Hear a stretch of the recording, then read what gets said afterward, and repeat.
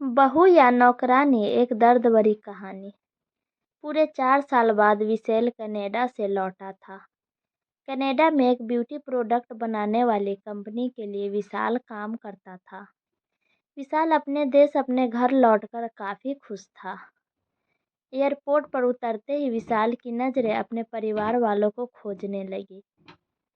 जल्द ही उसे अपने माँ बाप, भाई भाभी, बड़ी बहन और खुद की 3 साल की बच्ची भी एयरपोर्ट पर खड़े नजर आई। लेकिन उसकी नज़रें शोभा को खोज रही थी। वो सोचने लगा, ये शोभा मुझे मिलने आई क्यों नहीं, और ऊपर से उसने हमारी छोटी सी बच्ची को भी यहाँ भेज दिया। विशाल एयरपोर्ट पर सबसे हंसी खुशी मिला। फिर उसने शोभा के बारे में पूछा तो उसकी दीदी बोल पड़ी, भाई वो घर पर ही है, तुम्हारे लिए खाना तैयार कर रही है। वह तो आज ही तुम्हारे आने की खुशी में काम करने लगी है, वरना कोई काम करती कहाँ है। विशाल ने अपनी बेटी को प्यार से उठा लिया, लेकिन उसकी बेटी उसे देखकर रोने लगी। लाओ मुझे दो, बच्ची को वह तुम्हें काफी दिनों को बाद देख रही है ना, इसीलिए पहचान नहीं पा रही होगी। कहते हुए दीदी ने बच्ची को अपने पास ले लिया। सभी टैक्सी में बैठकर अपने घर की तरफ रवाना हुए। विशाल अपने परिवार से मिलकर खुश था, लेकिन ये बात कि शोभा उसे एयरपोर्ट पर मिलने नहीं आई उसे काफ़ी परेशान कर रही थी। वो सोचने लगा, क्या खाना बनाना इतना ज़्यादा ज़रूरी था, मुझसे मिलने से भी ज़्यादा, और वो भी तब जब मैं 4 साल बाद वापस आया हूँ। इन्हीं ख्यालों में घर तक का आधा रास्ता बीत गया।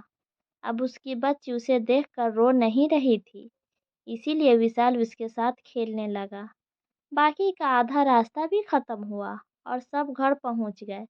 गाड़ी की आवाज़ सुनकर शोभा बालकनी में आकर खड़ी हो गई और विशाल की तरफ देखने लगी। विशाल भी जैसे ही गाड़ी से उतरा, उसने पहले दरवाजे की तरफ और बाद में बालकनी की तरफ नजरें घुमाई, जैसे वह शोभा को ही देखना चाहता हो। विशाल से नजरें मिलते ही शोभा के चेहरे पर मुस्कान झलक पड़ी। विशाल भी उसे देखकर हल्के से मुस्कुरा दिया।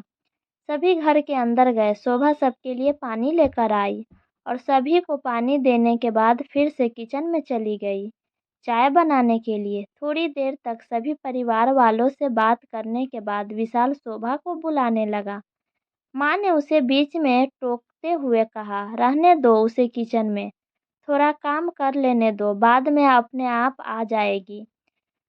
तुम बैठो यहाँ मेरे पास, वैसे भी कहाँ ज़्यादा काम करती है वह। विशाल यही बात दूसरी बार शोभा के लिए सुन रहा था। अब उसने सोचा कि मेरे परिवार वाले मुझसे झूठ थोड़ी बोलेंगे।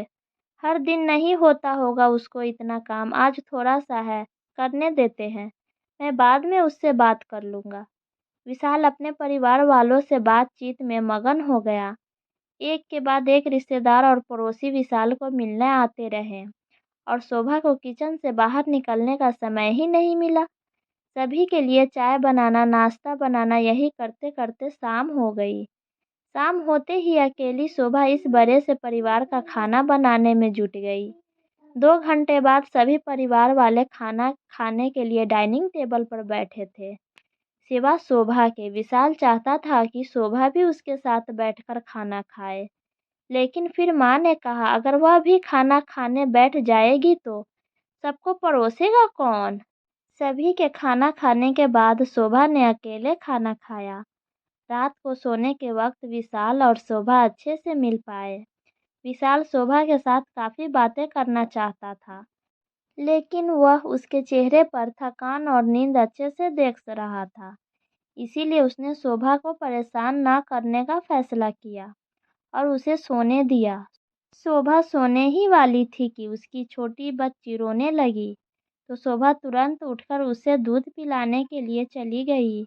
विशाल कब सो गया उसे पता ही नहीं चला। जब सुबह बच्ची की रोने की आवाज़ आने लगी तो विशाल उठा और शोभा को पुकारने लगा। जब शोभा पास नहीं दिखी तो उसने बच्ची को चुप कराया और फिर से सुला दिया। विशाल बाद में शोभा को देखने लगा तो शोभा उसे फिर से किचन में मिली, जो सुबह सुबह ही जल्दी उठकर घरवालों के लिए चाय नाश्ते की तैयारी में लग गई थी।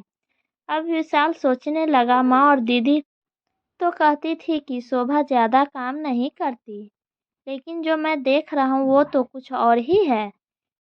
विशाल अब सब समझ गया था, पर वो अपनी माँ को ऐसे नहीं बोल सकता था कि शोभा से ज़्यादा काम ना कराया करो। इसीलिए अब उसने खुद ही शोभा की मदद करना शुरू कर दिया था। विशाल के हाथ बटाने से शोभा को थोड़ा अच्छा लगने लगा था। पहले जहाँ उसका चेहरा थकान से उतरा रहता था, अब उस पर थोड़ी थोड़ी चमक आने लगी थी। विशाल ने कुछ दिनों में ही ये महसूस कर लिया था कि शोभा अब वो शोभा नहीं रही जिसे विशाल शादी करके लाया था। वो तो कोई और ही थी, जो तोते की तरह बोलती थी, और ये शोभा तो बिल्कुल चुप है, गुमसुम है। ऐसा लगता है जैसे किसी के दबाव में हो, किसी डर की वजह से सहमी हुई हो। विशाल शोभा को उसके काम में और ज्यादा मदद करने लगा। विशाल का ये व्यवहार अब घर वालों को खटकने लगा। घर के सभी बड़ों और उसकी दीदी ने मिलकर विशाल को समझाया, तुम अपनी बीवी की मदद करते हो, उससे हमें कोई ऐतराज नहीं है, लेकिन तुम्हें भी एक हद तक ही ऐसा करना चाहिए। जब तक कोई तुम्हें ऐसा करता ना देख रहा हो तब तक सब ठीक है, लेकिन जब कोई तुम्हें बीवी के होते हुए बर्तन धोते देखे तो वो अच्छा थोड़ी ही लगता है। और सोचो, आगे चलकर शोभा के तुम्हारे हेल्प की आदत पड़ गई तो तुम्हारा अपना काम में ध्यान लगाना मुश्किल हो जाएगा। विशाल बोला, आप लोगों को उसकी मदद करनी चाहिए, लेकिन आप लोग तो कुछ करते नहीं हो। बिना आप लोगों को तकलीफ दिए मैं थोड़ी उसकी मदद कर रहा हूँ, तो इसमें भी आप लोगों को प्रॉब्लम हो रही है। विशाल बोला, मैं अगले महीने शोभा को भी साथ ले जा रहा हूँ। फिर विशाल बोला, शोभा मेरी पत्नी है, कोई नौकरानी नहीं दिन रात खटती रहे। इतना सुनते ही शोभा की सास की आवाज़ बंद हो गई। अगले महीने विशाल ने शोभा को भी अपने साथ ले गया। कहानी अच्छी लगी हो तो लाइक करें, चैनल को सब्सक्राइब करें। थैंक